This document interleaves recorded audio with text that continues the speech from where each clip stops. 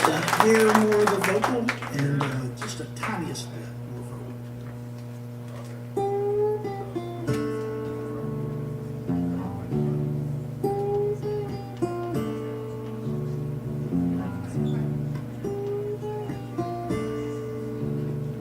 Maybe just a tiny bit more guitar too.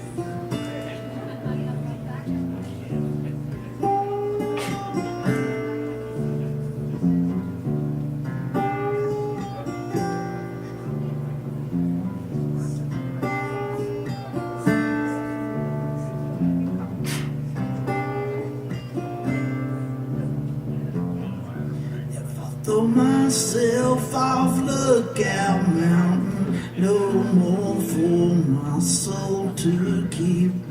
I wonder who would drive my car.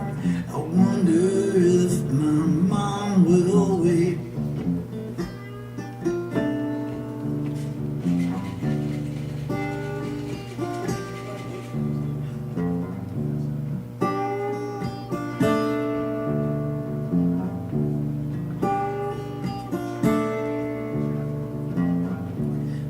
Throw myself off Lookout Mountain, no more pain my soul to bear. No more worries about paying taxes, what to eat, what to wear. Who would end up with my records? Who would end up with my tapes? Who's gonna pay the credit card bills? Who's gonna pay for my mistakes?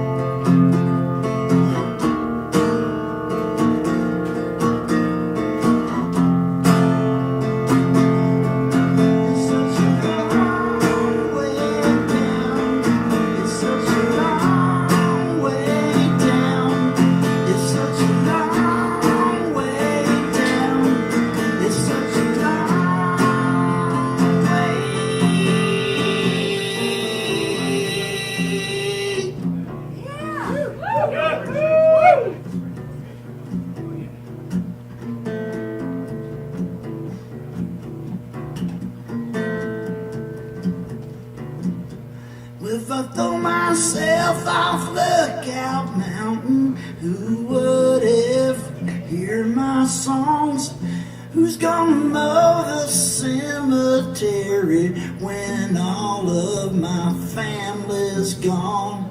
Who will mom and daddy find to continue the family name? Who's gonna stand there taking credit? Who's gonna lay there passing blame? Woo!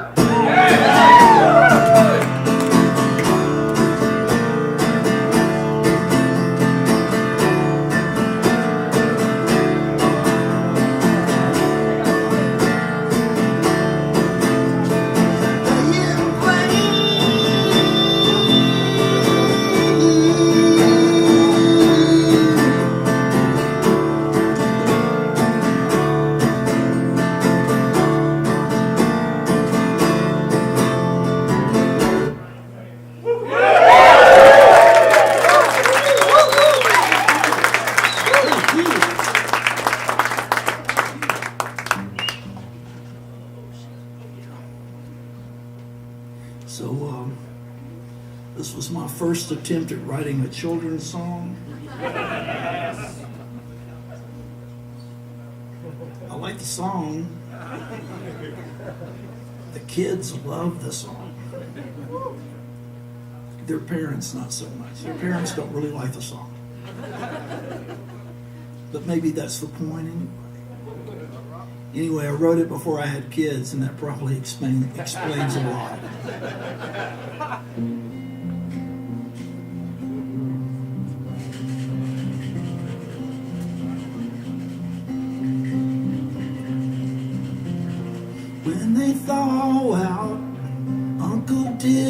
Disney, gonna be some changes made. Pointing fingers, asking questions, about 60 years of decisions made.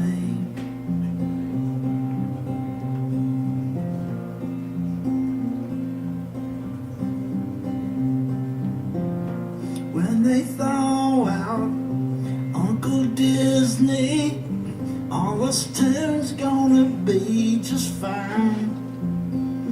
America's just a giant theme park. Put on them mouse ears and get in line.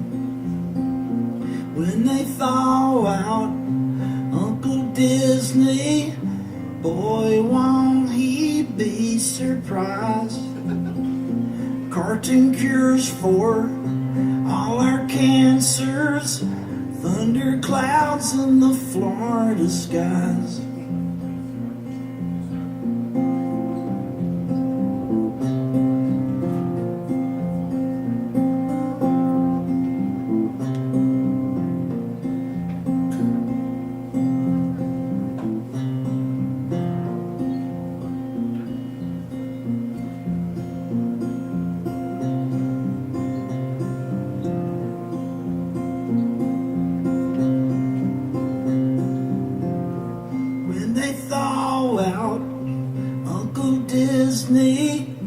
You'll be coming back to me to stay.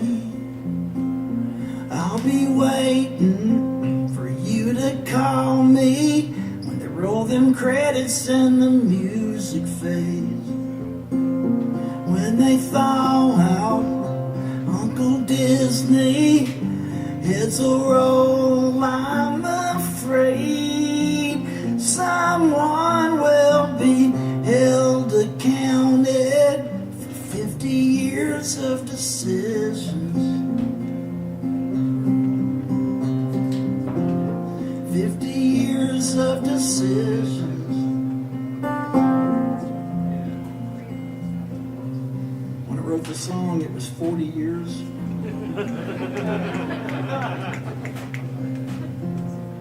It's been 60.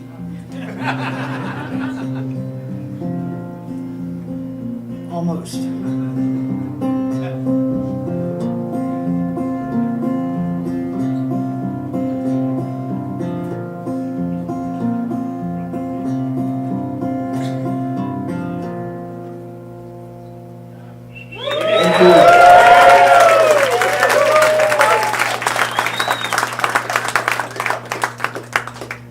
Hey, Missy, you on this?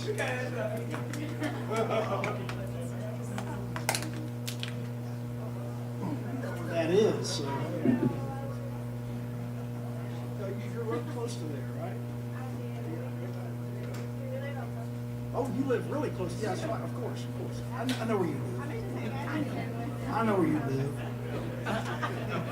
So I'm going to do another song off the record. This one's not a children's song, although it is kind of about me as a kid. And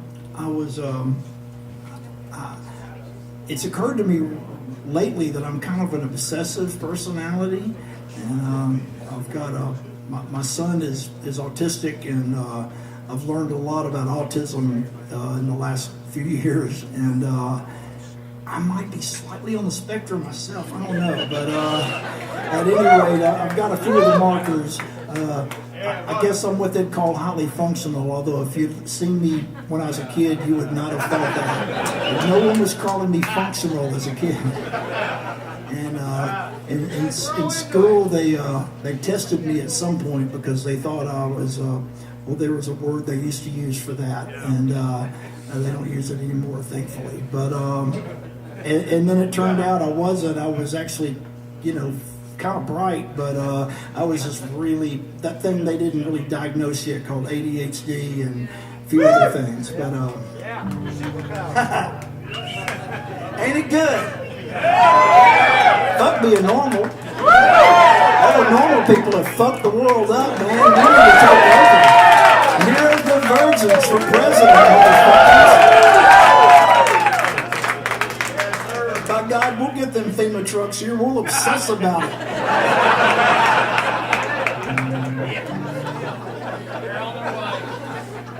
My first of many obsessions that I can remember at least was Walt Disney's Pinocchio movie.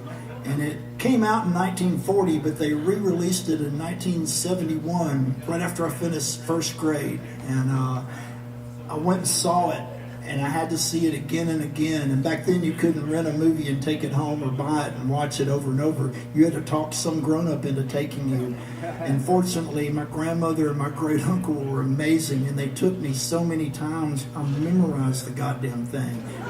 Literally, I knew every fucking word of the thing. And my grandmama had a cassette tape that I'm afraid got lost of me acting it out in the backyard for the neighbors. They were not impressed. They did not give me good reviews. And, it did not make me a star. This song's called Pinocchio.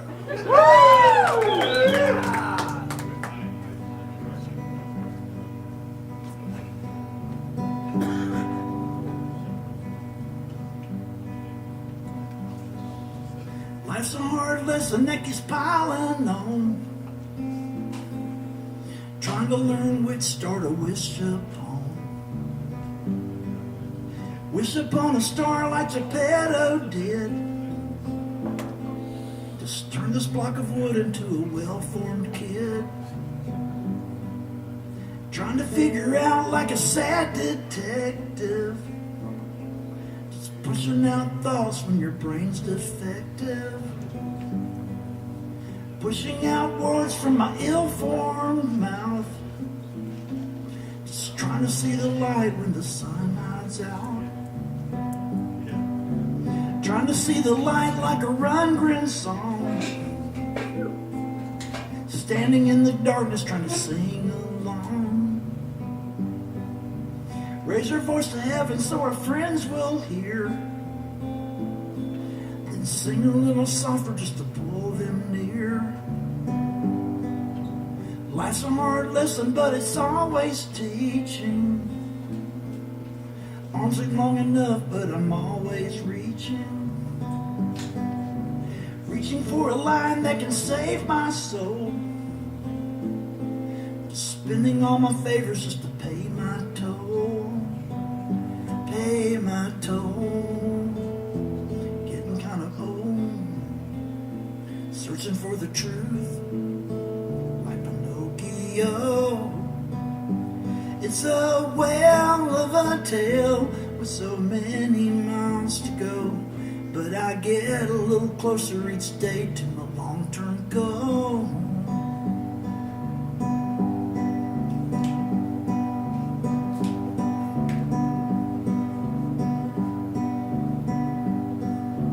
Trying to get a grip on my constant bitching.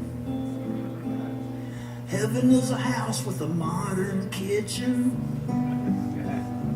Heaven is the pace of a slow news day. A closer look at someone with a lot to say.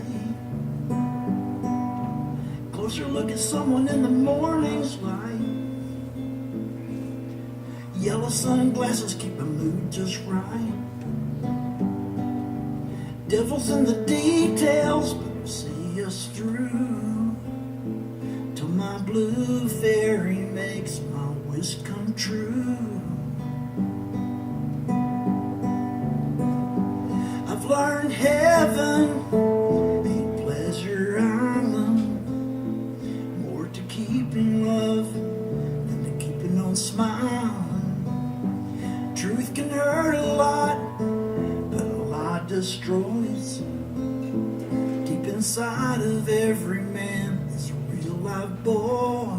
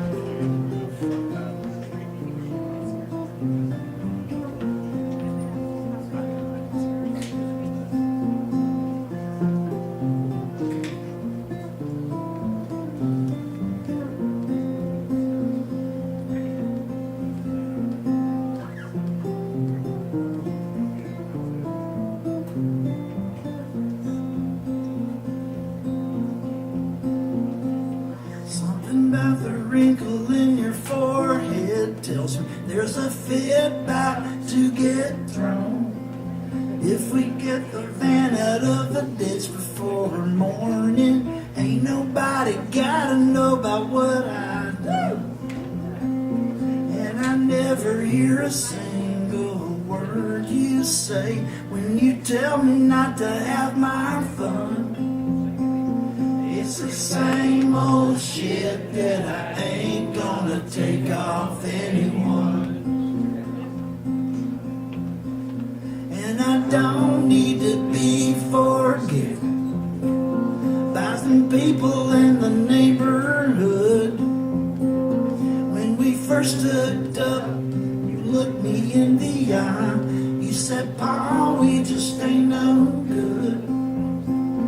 We were heathens in their eyes at the time. I guess I'm just a heathen still. And I never have repented for the wrongs they say I've done what I feel.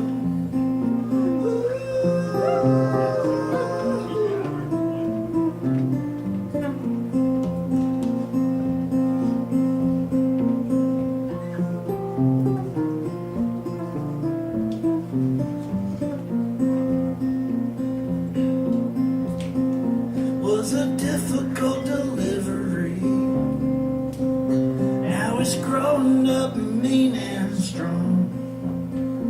When you tell me that it's getting just a little bit tight, ain't the first time I've been outgrown. And I'm gonna push a little harder.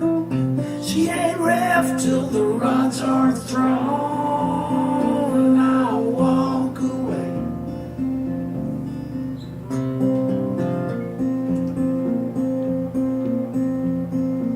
And I don't need to be forsaken by you or anybody else. And I never had a shortage of people trying to warn me, but the dangers I pose to myself, heathens.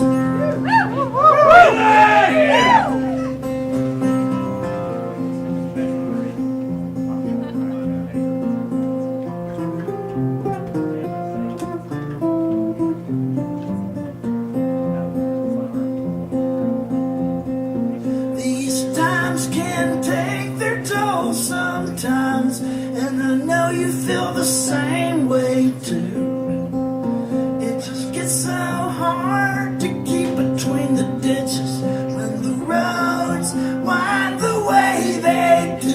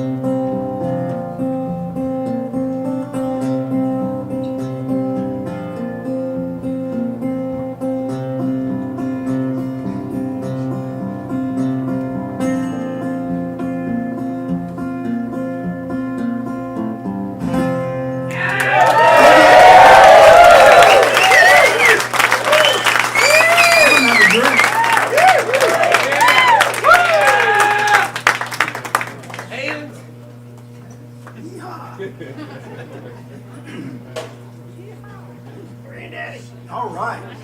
That's good. That's an arbitrary number. I like it. Little while before I moved to Oregon, I made friends with a writer from there. He's a great songwriter, but he also is a writer of books. He writes amazing books and novels. And his name's Willie Vloughton. And yeah. And he was in the band Richmond Fontaine, which is an amazing band that unfortunately most people haven't even heard, but goddamn, they're like incredible. And now he's in a band called D-Lines that's also incredible, but very different, and yet not too different. And but he writes these books that are absolutely the most heartbreaking books I've ever read, and and he's probably my favorite writer. And so I wrote this song. I read a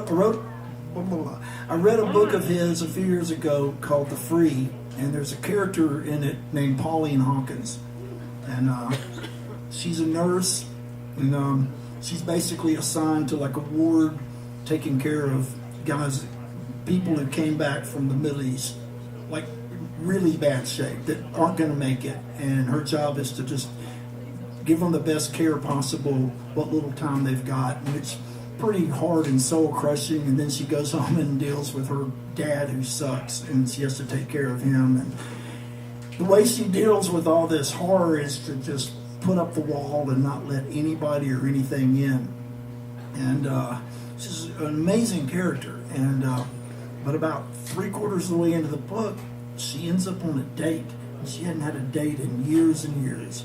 And she's sitting at a diner with this guy, and they're kind of clicking. It's kind of amazing. And she finds herself having a really nice time and having a lovely conversation with someone who seems to really care and be interested.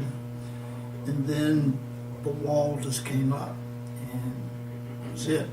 And it was so heartbreaking. And I wrote this song about her from her point of view. This song's called Pauline Hawkins.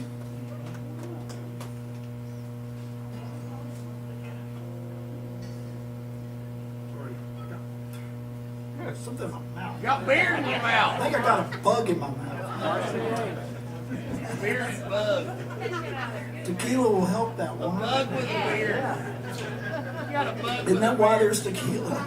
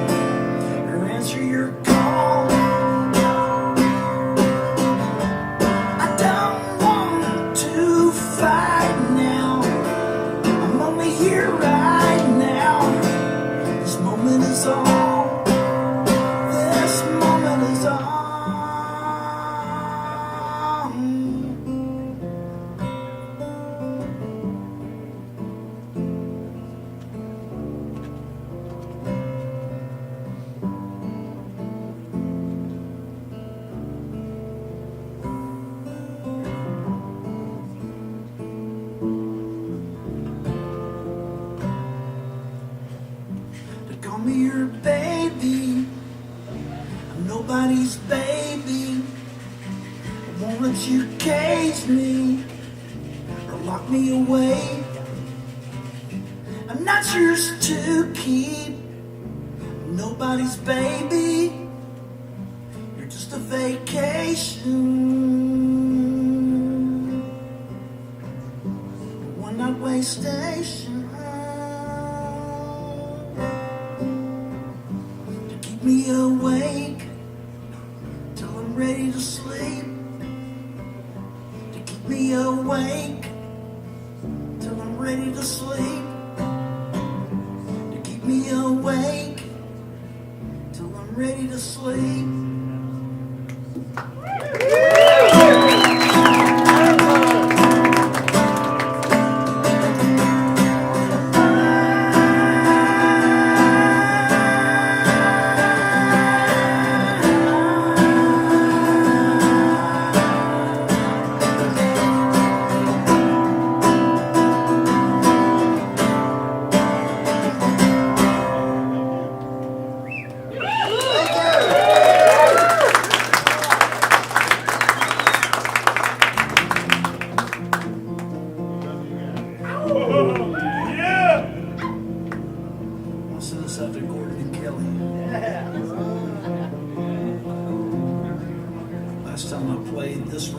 This song was fairly new.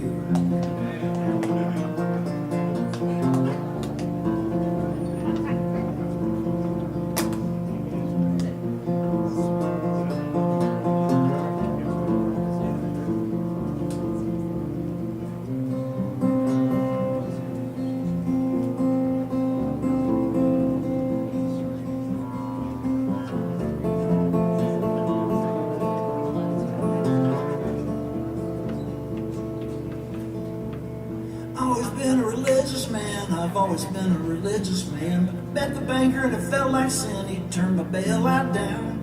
Banker man, let into me, let into me, let into me. Banker man, let into me, and he spread my name around.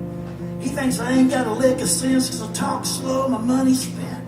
I ain't the type to hold it against, but he better stay off my farm. Cause it but my daddy's and the daddy's before, and his daddy's before, and his daddy's before. 5 generations and an unlocked door and a loaded burglar alarm.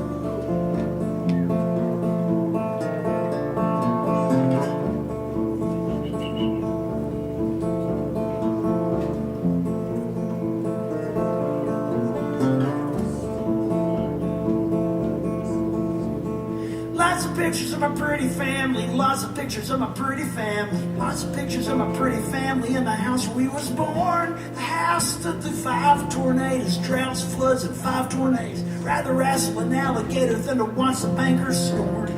He won't even look me in the eye, just takes my land and apologize. Pen and paper and a friendly smile, he said the deed is done. The sound of years my daddy spent, sound of years my daddy spent, sound of years my daddy spending over what the banker done.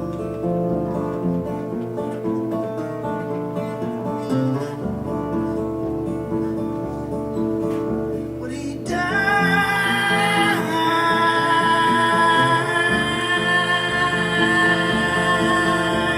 I'm thinking we're finding for some hot roast beef and mashed potatoes and sweet tea. Followed up with some nana pudding and a walk around the farm and show him a view from a key town hill and ask him how it feels to lose the last thing on earth that's real. I'd rather lose my legs and arms. Just bury his body in the old sinkhole. Just bury his body in the old sinkhole. Just bury his body in the old sinkhole. Cause I'm tired. I'm tired. I'm tired of waiting around, waiting around, waiting around, waiting around, waiting around for it to trickle down, trickle down, trickle down, trickle down, trickle down.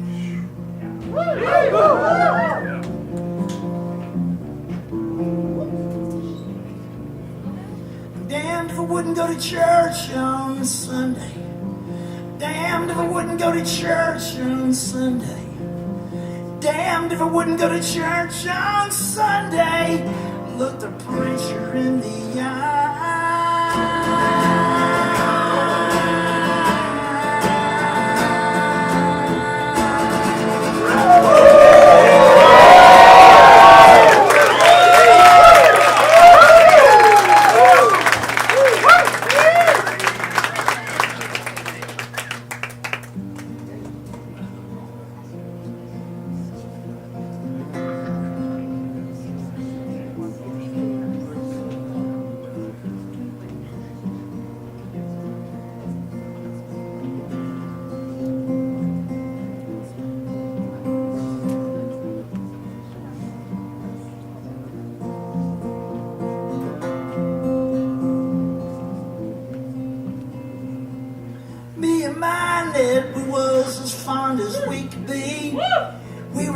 to marry in October 33.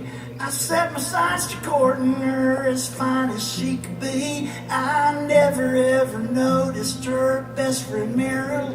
Took a job at the sawmill, I bought my girl a ring. Had a pre-wedding party, close friends and family. Everything was fine, eating homemade ice cream. I swear I never noticed maid of honor Merle. My sweet Annette was left standing at the altar. My sweet Annette was left standing at the altar.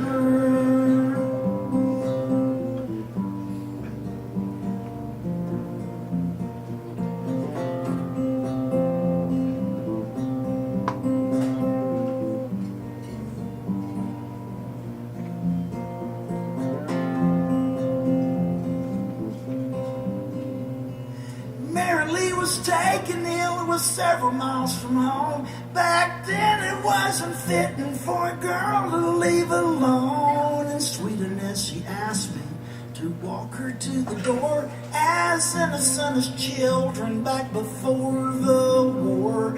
And my sweet Annette was left standing at the altar. My sweet Annette was left standing at the altar.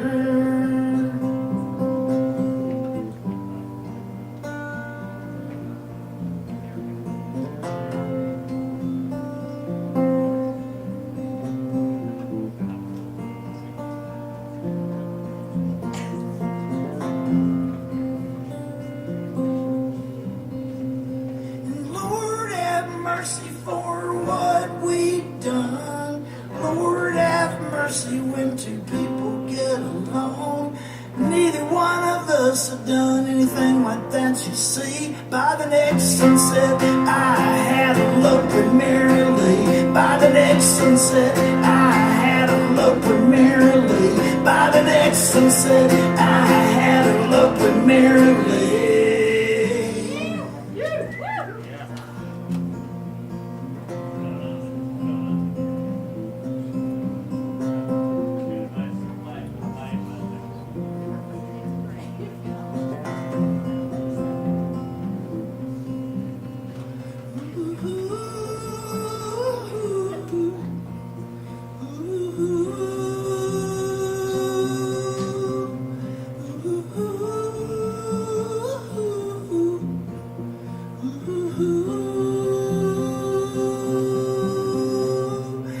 My sweet Annette was left standing at the altar.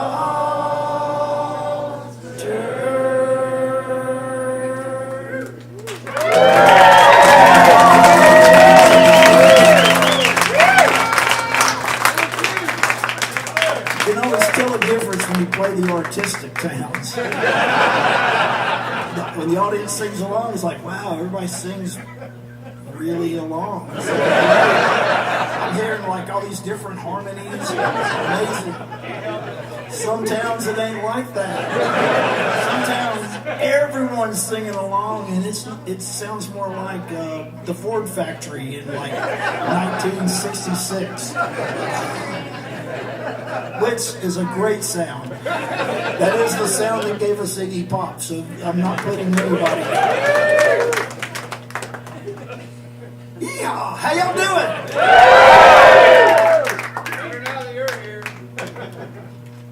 God damn it, y'all. I know, man. I know. I'm so sorry. I've got like survivor's guilt because I just was watching it on the news and the internet when it was all going down here, and of course I've got some dear friends who live here, and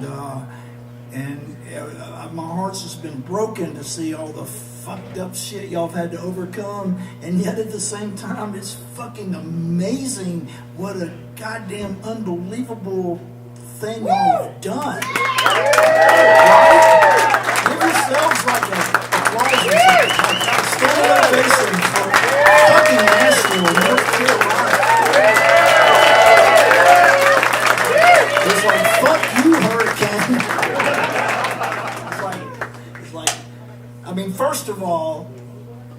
fucking hurricane hit you here.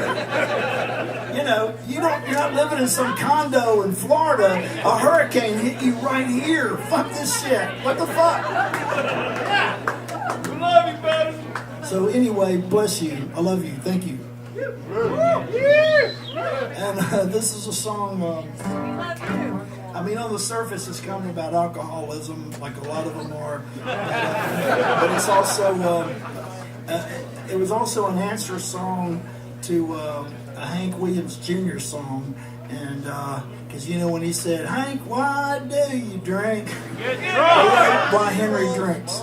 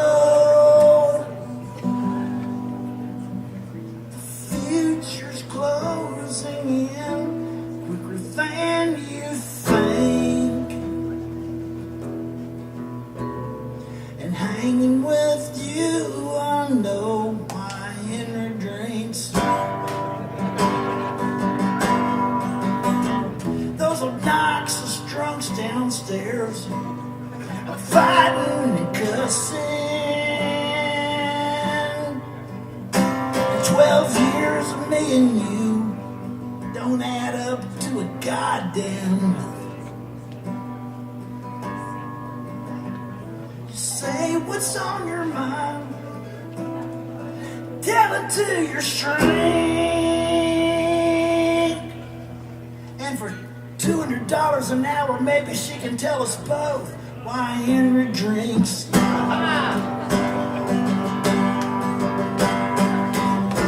few more hours till the sun comes back around to drink another round and tear each other down. Lost it on the way, and that ain't what we found. Mendacity and crutch fucks and pieces out of town.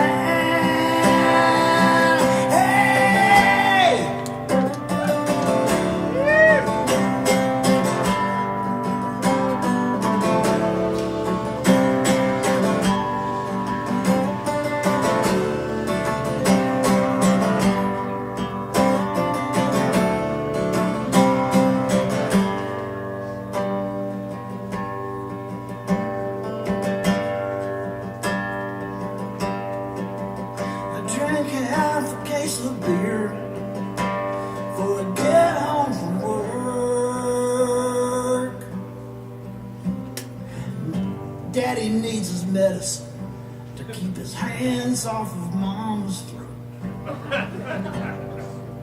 Baby, push a little harder.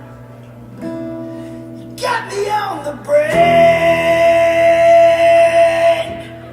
of spilling more than guts about why Henry drinks.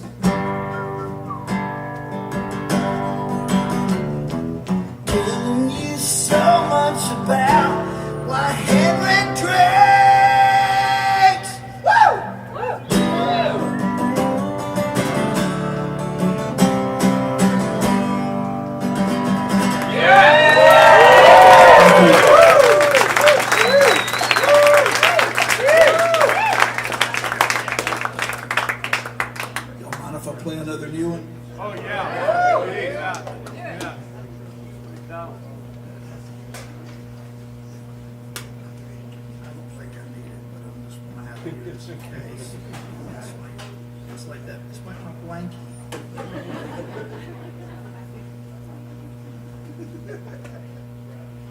Speaking of which, can I get like a shot of Casamigos? Coming up. See? From that Patterson. That's why it's on the list. No, I mean I've got like a bottle of it upstairs. I was trying to be good and all, and I didn't bring it with me. Now my drink is empty, and I'm thinking, maybe I fucked up.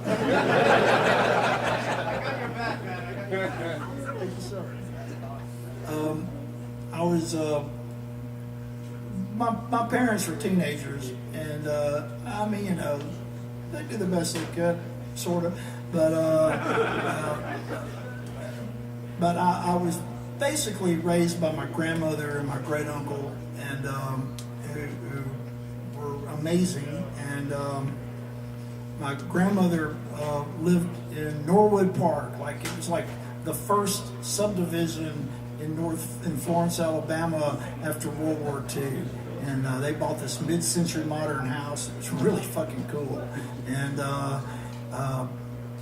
across the street was this older lady named Ann Coldiron. And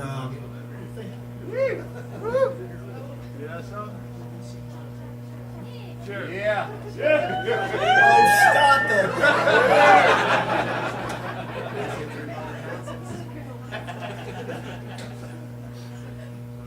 Ann Coldiron lived across the street. She was my godmother. Okay, hold on.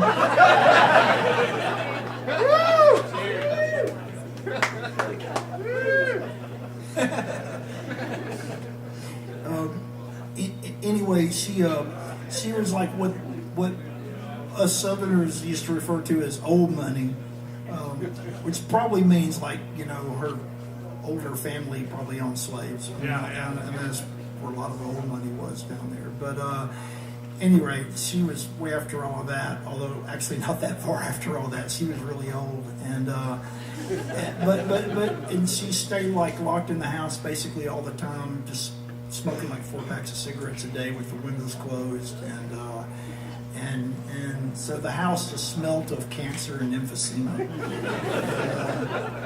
But she was my godmother, and she was really sweet to me, and she was kind of awesome too, you know, and she was really smart, and she was from another time and place, and even as a kid, I kind of thought that was cool, and so I enjoyed spending time with her, and my grandmother was just lovely, and she would run her own errands and do her laundry and just kind of took care of her basically, and because that's the way she was, and Ann Coldiron, she came from some money, but she didn't really have access to it because she had had some mental illness and spent a little bit of time in mental hospitals back in those One Flew Over the Cuckoo's Nest days when it was kind of brutal as shit, and so her brother was the executor of the estate, and he controlled the money. So, and then when she'd ask for more money, he would remind her of the fact that, you know, she was mentally ill. And I guess they call that gaslighting. And so I wrote this song for her, and this song's called Miss Oldsmobile's let me start over. Miss Coldiron's Oldsmobile. I don't know what's wrong with you tonight. Oh, by the way, the song's on the album, and it's got baritone clarinets, like layers of them, with some analog synthesizers, and it's really creepy. And yet it's kind of like this too. Miss Coldiron's Oldsmobile's parked on the street, 10 miles to the gallon in red velvet seats. Sissy is gonna drive us anywhere he wants. She will run her errands and wash her clothes.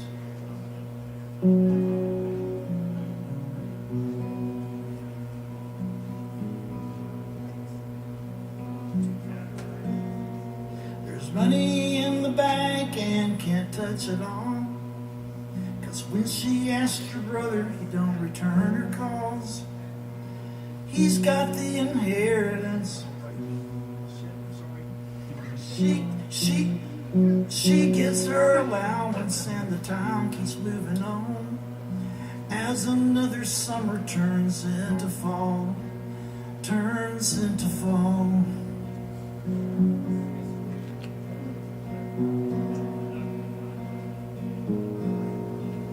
Turns into fall.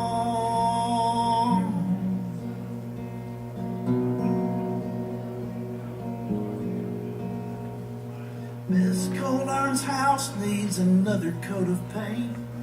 The yard needs cutting, the gutters clean, but it will have to wait. She says her air conditioner's poisoning the skies.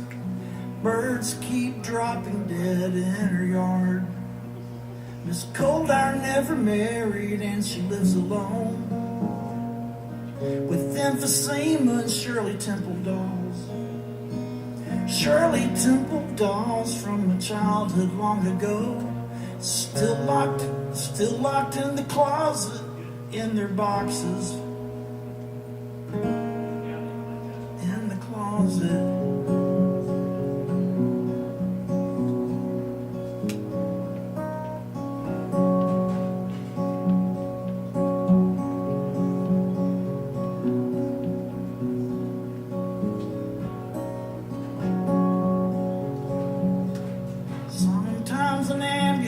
Pulls in the drive, men in white gloves at the door while she hid inside. Cowering in the closet, she'd leave bound and tied. Shock treatments to make the dead birds subside. Her brother's at the country club every night till 8. Black men in tuxedos pour his bourbon straight.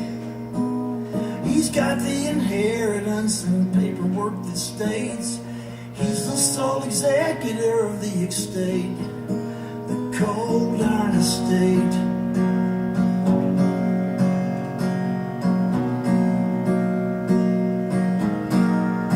The Cold Iron Estate.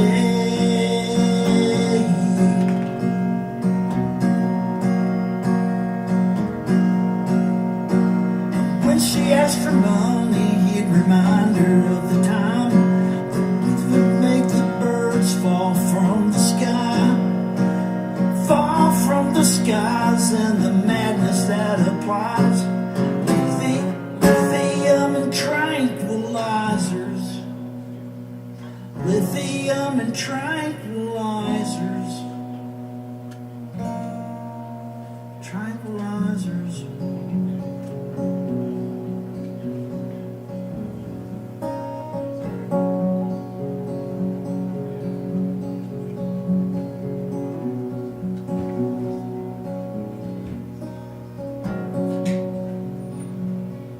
Miss Cold Iron's Oldsmobile's a Delta 88, so big it had a playground in the backseat. She couldn't drive, but Sissy took her everywhere. Ann and I would wait out in the parking lot. Thank you. If y'all will let me, I'd love to do one more real quick off that record. And, this song's the first single on the record, and it came out a couple weeks ago, and I'm really excited about it. It's a duet with the great Lydia Lovelace. And he's a dear friend, a good bud, and one of my favorite artists, songwriters. Everything she does, she's so badass. And wrote this song about my high school sweetheart and my first love, and you know, that's a very impactful thing. And I was lucky, because when I look back on it, even though it ended horribly, as that so often does, I look back on it with nothing but the fondest of memories and a smile. And I'm pretty sure that's mutual, even though it was really bad for like 10 years.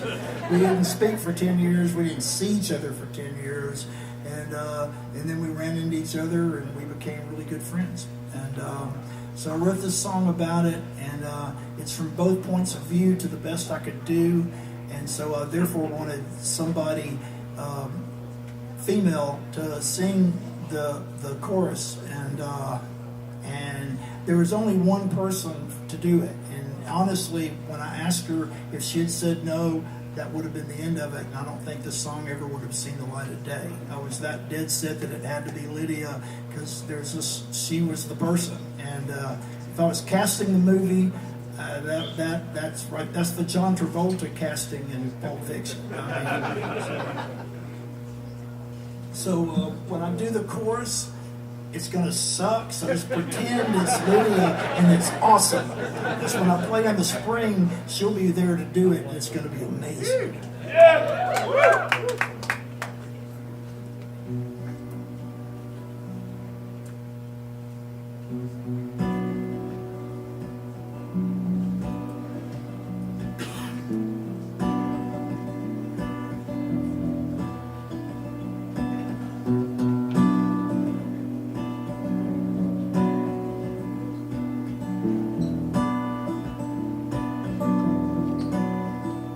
It was 40 years ago when you came back to town.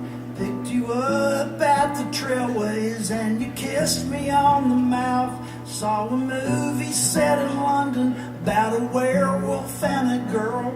Tattoo you was on my stereo. You can do it if you feel like. I won't call out or complain. I'll just try and hold it just right, even if there is some pain. You can do it if you feel like. I might feel a little too, but I'm warning in the morning. But I'm warning in the morning. I'll be gone before you do.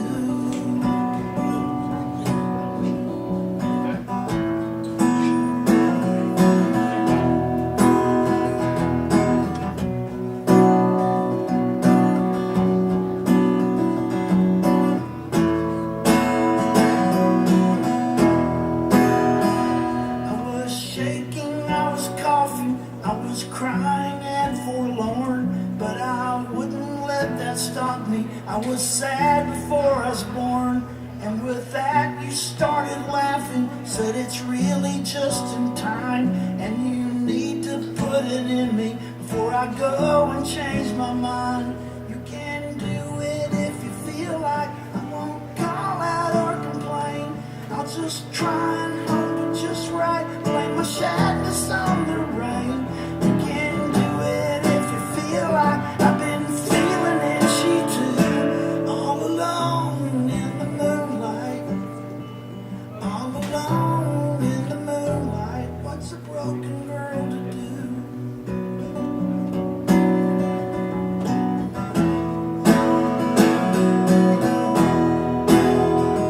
What's a broken girl to do?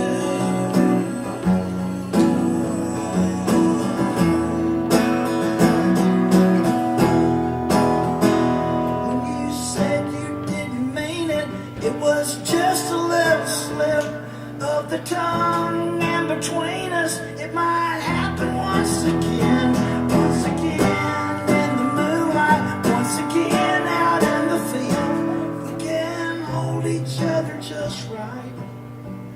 We can hold each other just right. We can hold each other just right.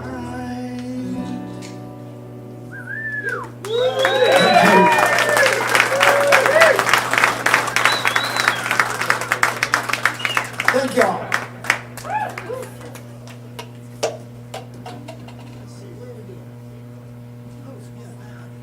Awesome. You know, my day job doesn't have Saturdays. It did this past year because we were doing that Southern Rock Opera thing. My God, we followed it every fucking night to the T. But next year, after January or after homecoming, the first night, we won't have set lists no more. We're going to go back to doing that other thing.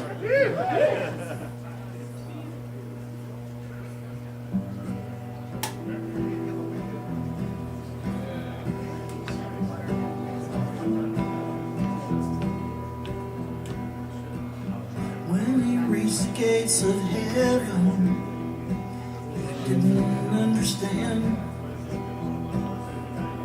Knew his friends were coming over. Was it all a dream? Was it all a crazy dream? Found them laying there before him.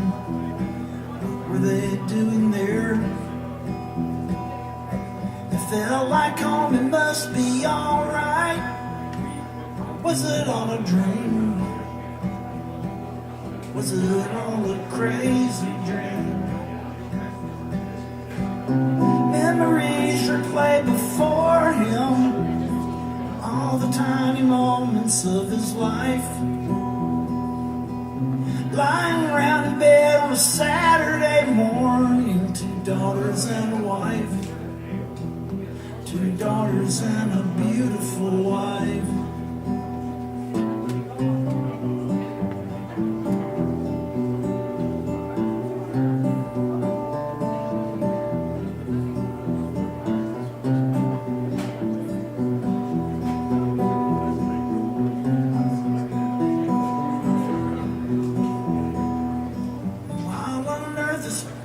While on earth his friends come over, shocked and horrified. Dolls and flowers by the storefront, and everybody cried. Everybody cried and cried.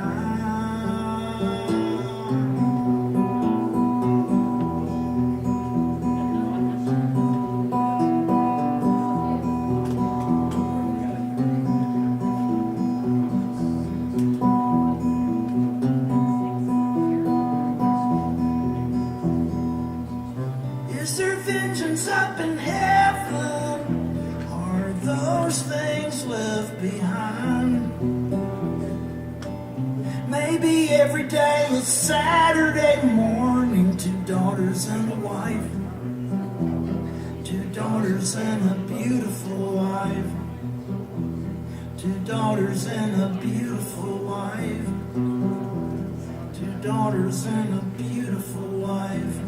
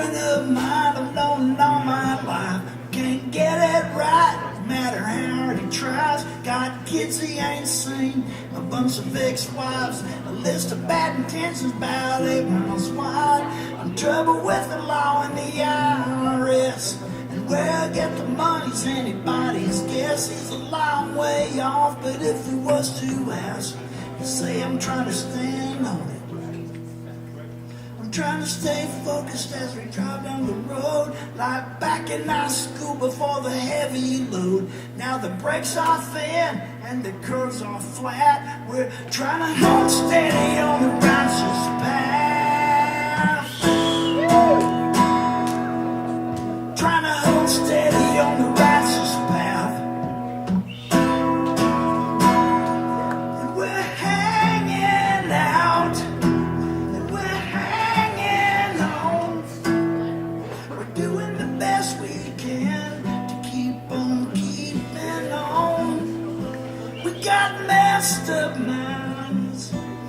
these messed up times, and it's a thin, thin line.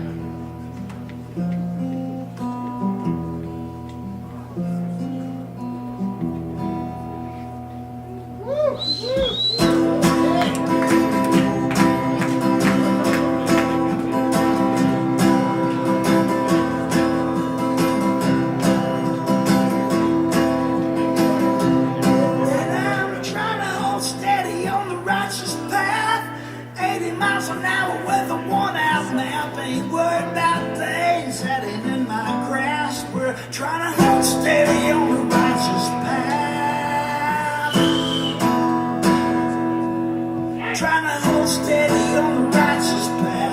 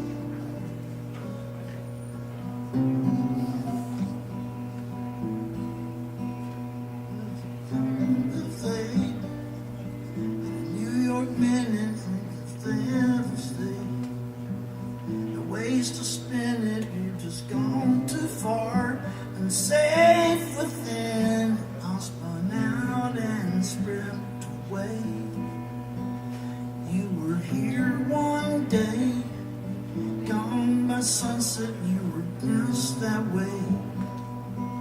Lest we soon forget, blood on the roof, out of the vent from the referee. I shake and pine, didn't really mean to do it wrong this time. Make it up as we go along, to seek and find a reason and a rhyme, way to carry on.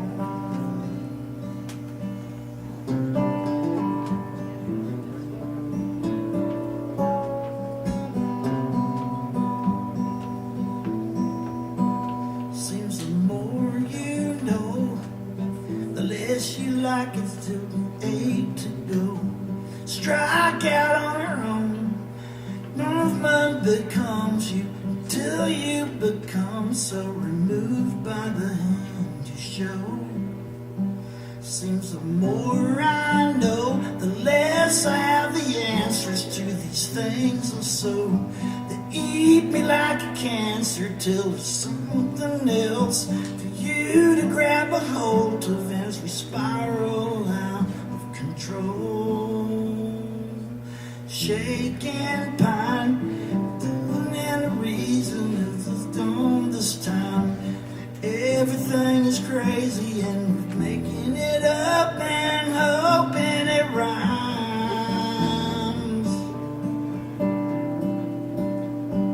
Shake and pine for a way out of hell. Let's do some nursery rhyme.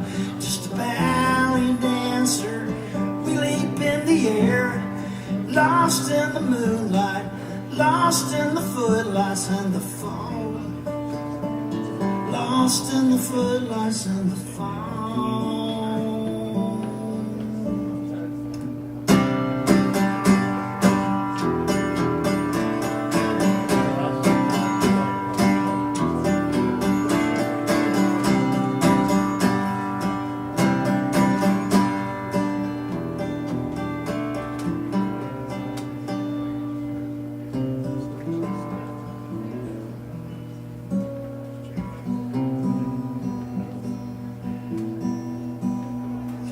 Got the hang, all you're missing's Alabama claw.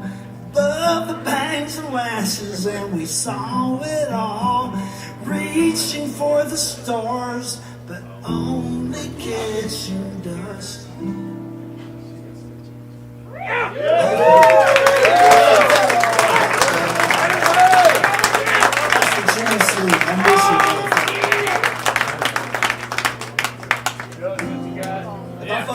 up, y'all need to take me out back and beat the fuck out of me. Will do.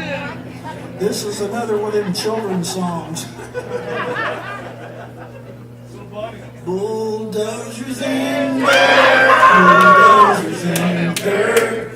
What's your mama got hidden up her shirt? Titties! I like to play.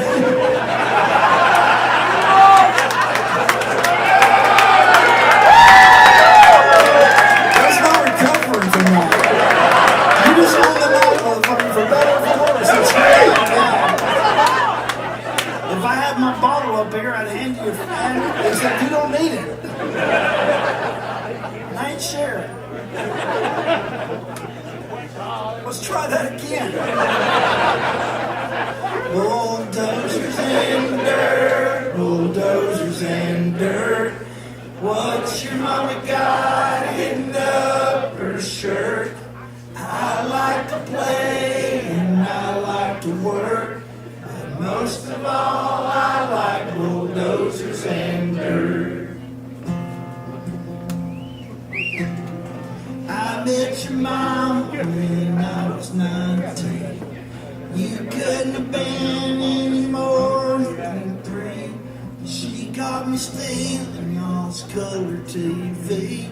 She called the cops and they arrested me. And she was the wildest thing I'd ever seen. The way she pointed that shotgun at me. The police hauled my ass off to jail. Your mama signed the trailer to help make the bail. She picked me up and drove me home. Said I'll learn you not to roam. Green, green grass under my feet, but all I can think about's the dirt underneath. Bulldozers and dirt, bulldozers and dirt. Behind the trailer, my dessert. And red clay piles are heaven on earth. I get my rocks off bulldozers and dirt.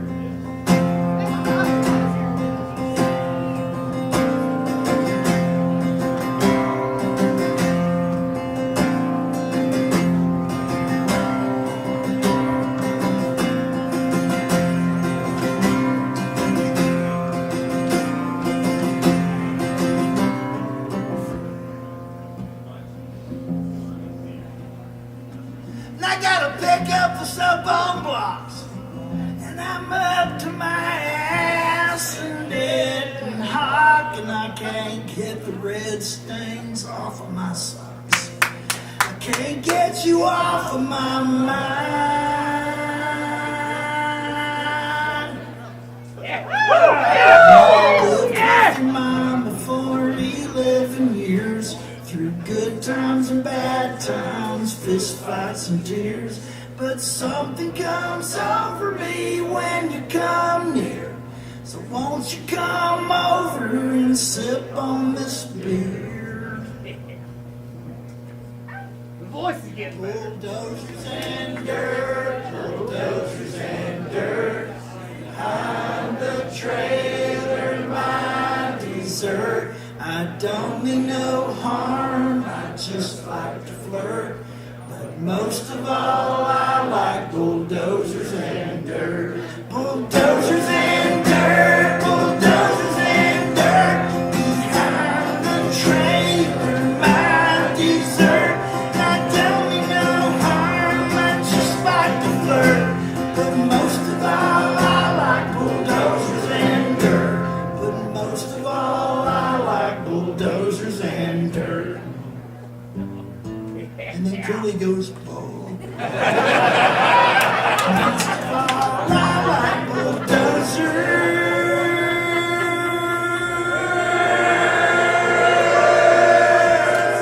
and dirt.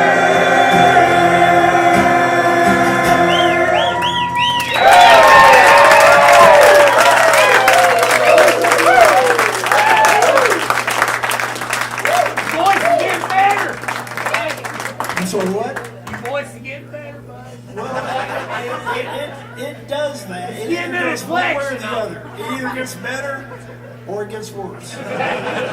Better's good. Worse, not so good. So I'm going to do one more attempt at a children's song. This was my last attempt at a children's song. I wrote this song like 2 weeks before I had a kid.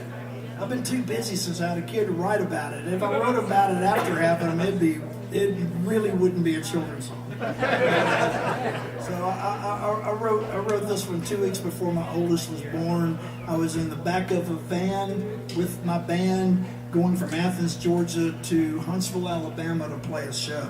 And I knew my firstborn's birth was impending and I was fucking terrified. So I was drinking heavily in the back of the van and writing this song. But in the midst of all that terror, I also had like this other voice, like on the other shoulder going, oh man, you got this. You got this shit. You got it. It's going to be great. You're old. You're an old fucker. You're way too old to be having your first kid. You're going to be great. You're about to be 41. And which my grandmother was 40 when I was born. And she was amazing.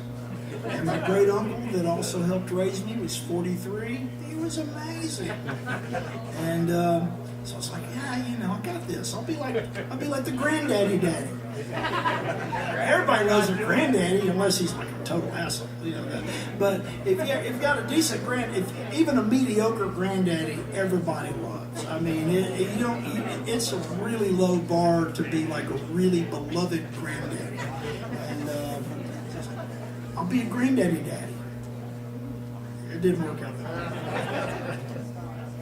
But I wrote this song when I was too dumb to know better. So this is my final attempt at a children's song, and it's called Granddaddy.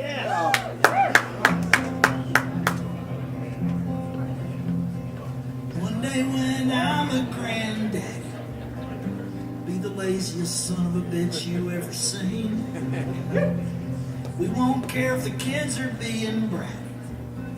We'll just walk around as if it's all a dream.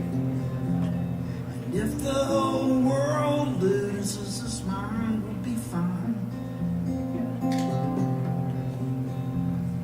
Ride the roller coaster around the bend, back again.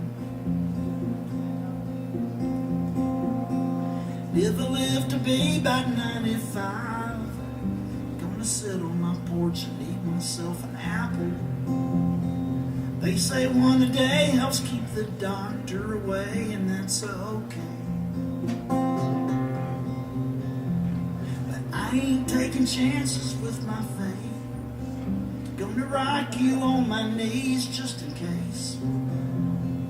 If one day I burn out or fade away, just like everything else in my life, I'll be running late.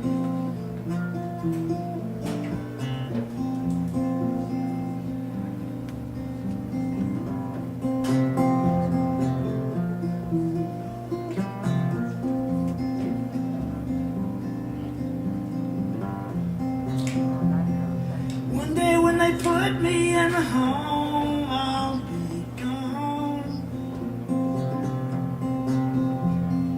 Ain't no need of wandering around alone, I'll be gone. I'll be gone.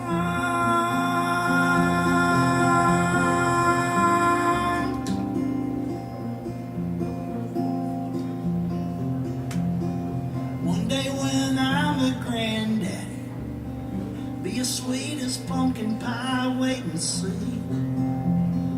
We'll hide chocolate candies all around the house, so all the little ones will come and see me. We'll hide chocolate candies all around the house, so all the little ones will come and see me. Yeah.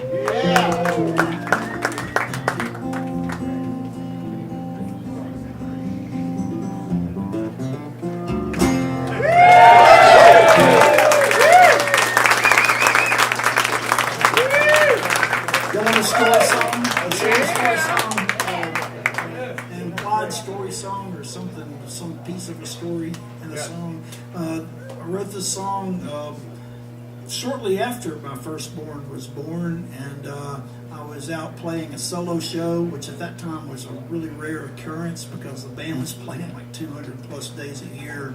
So basically just, but if I got like a great offer, or actually an offer with some money to buy diapers and baby food and shit that I couldn't afford on what I was making from the band, I took it. And so when I wasn't on the road 200 days a year with the band, I was out playing some shitholes sometimes, just trying to make a buck and making the best of it. And one night I found myself in, I believe, Columbus, Georgia, in a bar with a mechanical bull.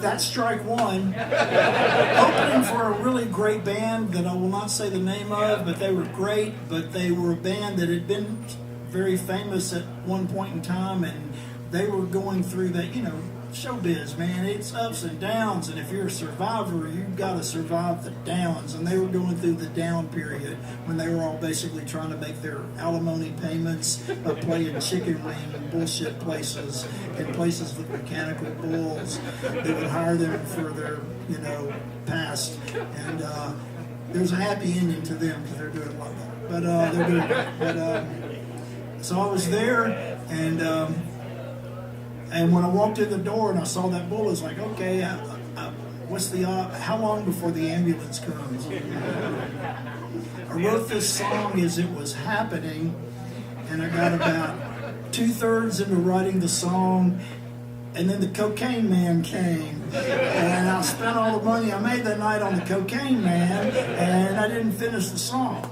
And then the next day, I ended up in Jackson, Mississippi, and I opened up my guitar case, and there was these lyrics I'd written, and I was like, that's promising. I should finish it sometime. And it took me years and years, long after I quit doing cocaine, and to find the Technicolor ending. This song's called The Opening Act. Woo!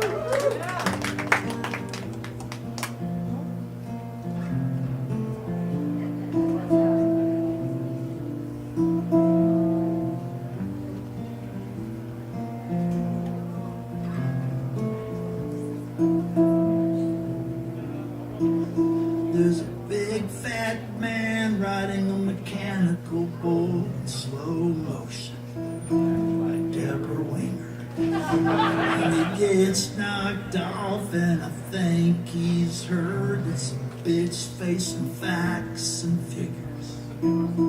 There's a band on stage that used to be huge, their own, but no one's listening. And they're asked to turn down, and they politely oblige. No such thing as a free ride.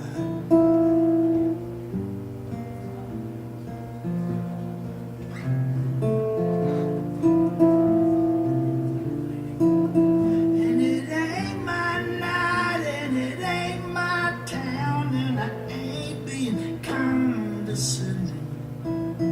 It's just the opening slot, and I hit my mark and leave as the crowd is thinning. And the man's on the guest list, so I guess it'll be alright. The man's on the guest list, so I guess it'll be alright. The man's on the guest list, so I guess it'll be alright. The man's on the guest list.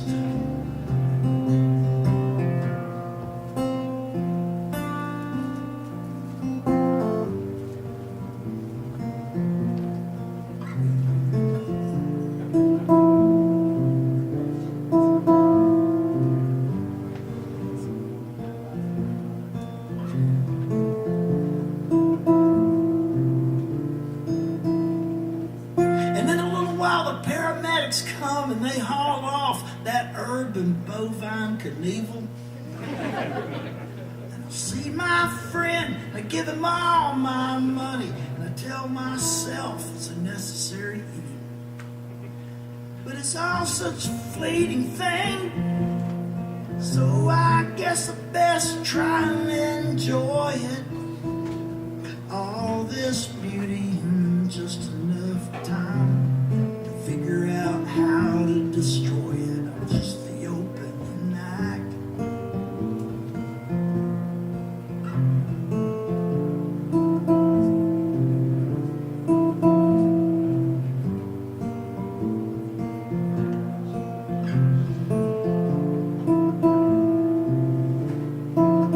And it ain't my night and it ain't my town, but I'd be darned if I said I can't relate. I'm just the opening act and the van is packed, hauling ass to another state.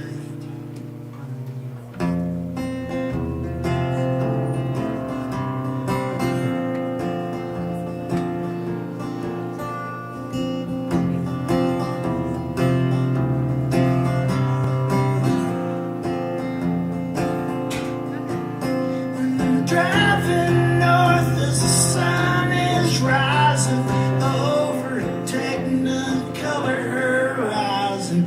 Reach out to touch you and you're not there. You're 1,000 miles away from here. And I turn on the radio. Heard some preacher talking salvation. The tank is half full. Change the station.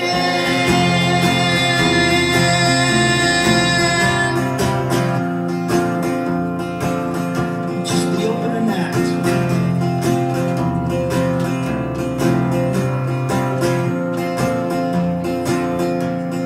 No, no, no.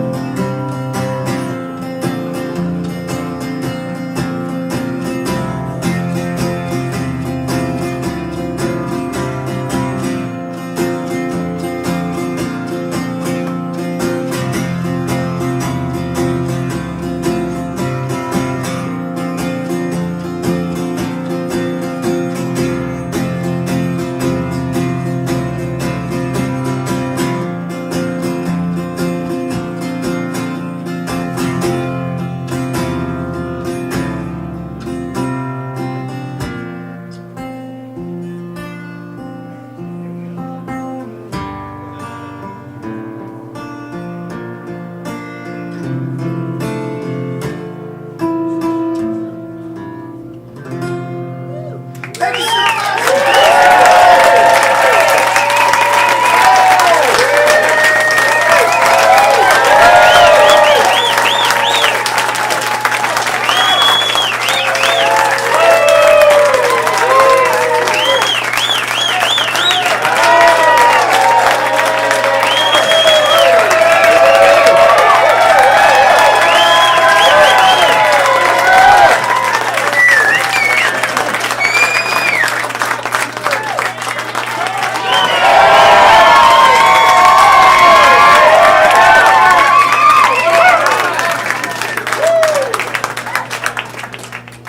I got a little more.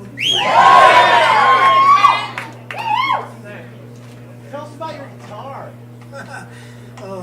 This is it's a Gene Autry cowboy guitar, and you could buy it in 1938 in the Sears and Roebuck catalog. And it was made in the Harmony factory. They built guitars for a lot of different other little companies, and they built these Gene Autry guitars. He was like a great big star, and George Jones learned to play guitar on a 1938 Gene Autry. Just like this. It might be this one. I don't think it is. But this is a first year. It's a 38. And 38, the top was made of spruce. And after that, they started using like a cheaper composite wood. And they're still awesome. But this is one of those original ones. And my buddy Scott Baxendale, the luthier, who's now based in, I think, Albuquerque, but he used to be in Athens, Georgia, and he rebuilt this for me out of the original materials. And if the house caught on fire, they'd be having to hold me down to keep from running in after. Thank you.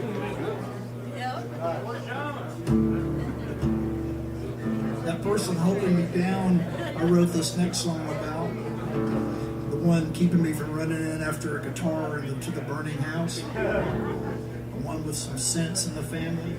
And it's my wife Rebecca, and we'd just gotten married, and well, we had a honeymoon baby. And I wrote this song right after we found out we were going to have a baby. And I've been touring just all the fucking time, and then I'd come home from tour and immediately go on a solo tour because I didn't have any fucking money. And I was coming back from Texas and playing in Atlanta at the Earl, and Rebecca was going to drive over from Athens and meet me there. And I'd splurged and bought a hotel room, and at the oh my God, you Atlanta people would know the name of it.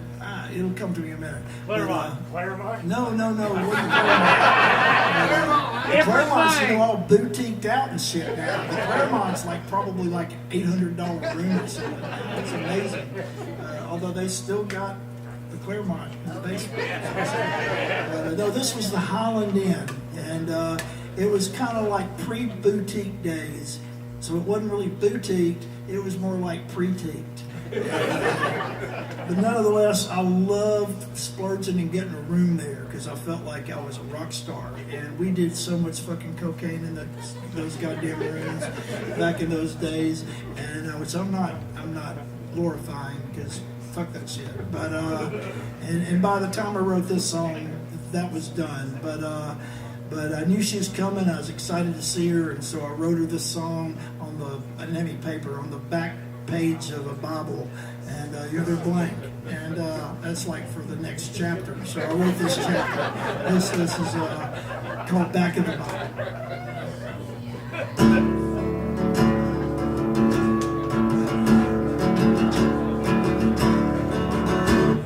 I wrote you a love song on the back of a Bible, on the back of a Bible. Song for you, and I ain't no authority about what it says in it. I can't even begin. Page in the back is blank and waiting for two. So I'm writing this love song for you. I heard me a sad song on the way to a wedding, on the way to a wedding, on the car radio, and I can't remember the words to the verses, but I remember the chorus. I can't remember who was marrying who, but I'm writing this love song for you.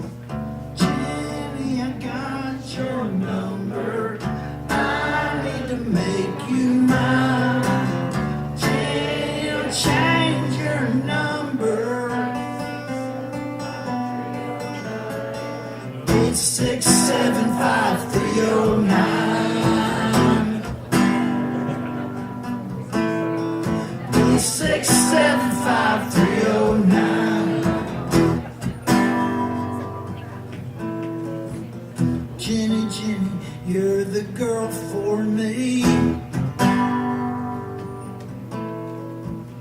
You don't know me, but you make me so.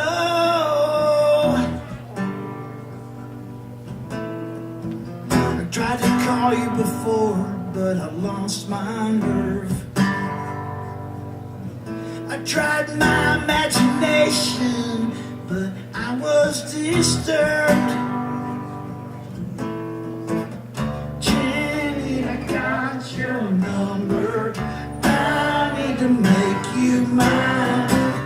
Jenny, I'll change your number. 8675309. 8675309. I got it, I got it. I got your number on the wall. I got it for a good time, for a good time call.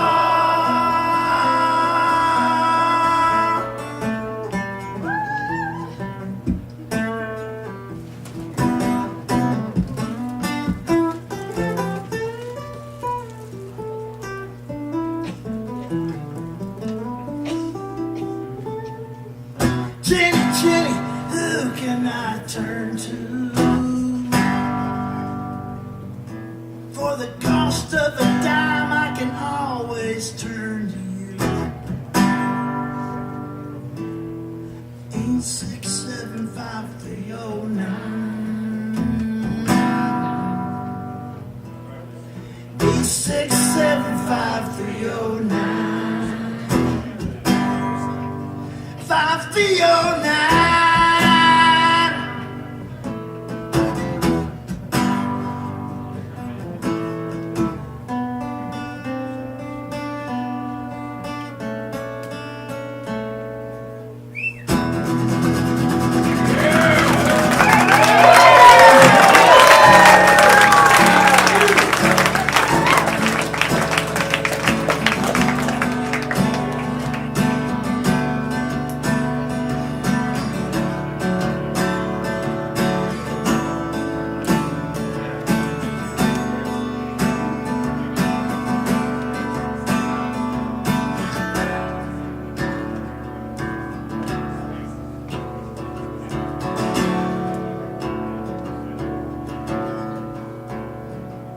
Clouds started forming, 5 o'clock p.m. Funnel clouds touched down 5 miles north of Russellville. Sirens were blowing, clouds spat rain. And as the thing came through, I swear, it sounded like a train.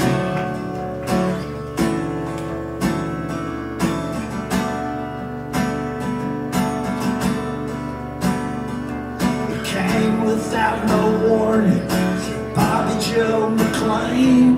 She and husband Nolan always loved to watch the rain. It sucked him out the window. He ain't come home again.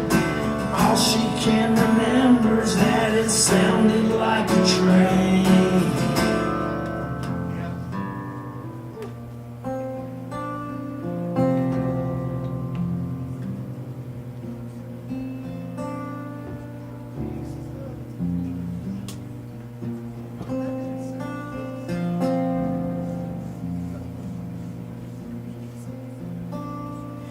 Pieces of that truck stop litter up the highway, I've been told.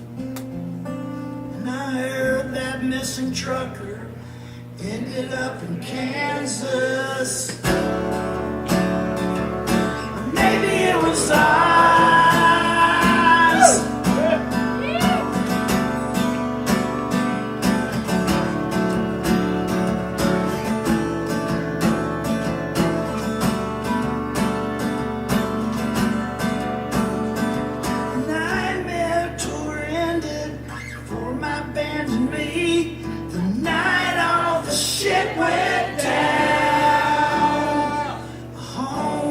coming concert. The night the tornadoes hit my hometown. The few who brave the weather sucked out of the auditorium. And I can still remember the sound of their applause in the rain as it echoed through them storm clouds. I swear it sounded like a train.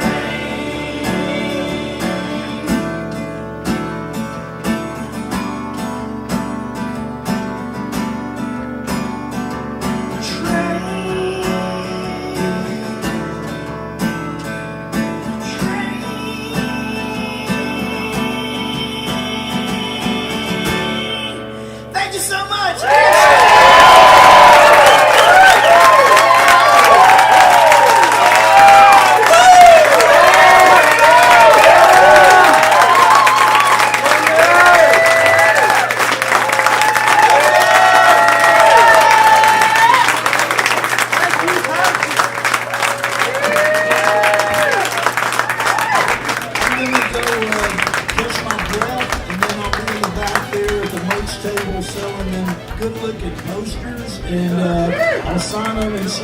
So y'all line up and we'll see you there in a few minutes. I gotta catch my breath.